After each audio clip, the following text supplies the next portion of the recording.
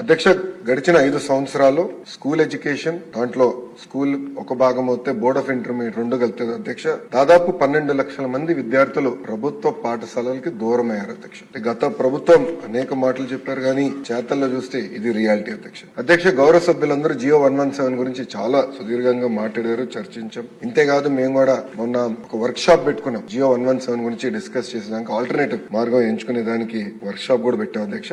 మీరు చూస్తే జియో 117 ద్వారా 10 మంది విద్యార్థుల కన్నా తక్కువ ఉన్న పాఠశాలలు గతంలో 1215 ఉంటే అధ్యక్ష, గత ప్రభుత్వం చేతకాంతనం వల్ల అది 5507 పాఠశాలలకు పెరిగింది అధ్యక్ష. ఇంకో పక్కన 20 విద్యార్థుల కన్నా తక్కువ ఉన్న పాఠశాలలు చూస్తే గతంలో 5520 ఉంటే అధ్యక్ష, గత ప్రభుత్వం చేతకాంతనం వల్ల 13720 పాఠశాలలు పెరిగింది అధ్యక్ష. అంతేకాదు అధ్యక్ష, సింగిల్ టీచర్, ఇప్పుడు మనందరం సింగిల్ టీచర్ గురించి మాట్లాడుతున్నాం. సింగిల్ టీచర్ స్కూల్స్ అధ్యక్ష దాదాపు 30% స్కూల్స్ వచ్చినాయి ఉన్నాయి అధ్యక్ష. అంటే 12512 పాఠశాలలు సింగిల్ టీచర్ స్కూల్స్ అధ్యక్ష. మీరు డ్రాప్ అవుట్ రేట్ గురించి కూడా గౌరవ సభ్యులందరూ ఈ రోజు మాట్లాడటం జరిగింది అధ్యక్ష. మీరు చూస్తే ఆంధ్ర రాష్ట్రంలో అది 12.5% డ్రాప్ అవుట్ రేట్ కి వెళ్ళిపోయింది అధ్యక్ష. అంటే ఒక మాటలో చూస్తే 7వ తరగతి నుంచి 8వ తరగతికి ప్రధానంగా ఆడపిల్లలు చూస్తే అధ్యక్ష దాదాపు 47,000 మంది ఆడపిల్లలు విద్యకి దూరమయ్యారు అధ్యక్ష. అంటే ట్రాన్సిషన్ లో పిల్లలు మిస్ అవుతున్నారు, కంటిన్యూటీ లేదు. ఇది నాకు గౌరవ సభ్యులు వచ్చి చెప్పారు అధ్యక్ష, అధికారులు. దాని తర్వాత అధికారులు నేను ఫస్ట్ అడిగిన ప్రశ్న, అసలు ఎంతమంది పిల్లలు ప్రభుత్వ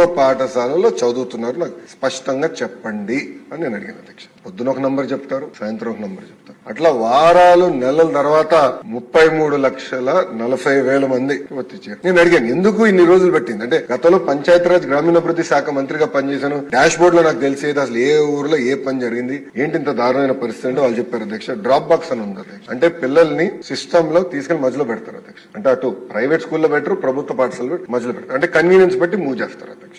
విచిత్రమైన దాన్ని చూస్తే దాదాపు 1,00,000 మంది పిల్లలు 17 సంవత్సరాల కన్నా ఎక్కువ వయసు ఉన్న వాళ్ళు డ్రాప్ బాక్స్ లో ఉన్నారు అధ్యక్ష. అంటే వాళ్ళు ఇంజనీరింగ్ వేరే పై చదువులు వెళ్లాల్సిన పిల్లలు డ్రాప్ బాక్స్ లో పెట్టేసి అట్లా ఇరికిచ్చారు అధ్యక్ష. అంటే కావాలని GR రేషియో ఇంప్రూవ్ చేద్దామని వాస్తవాలకి దూరంగా గత ప్రభుత్వం పనిచేసింది అధ్యక్ష.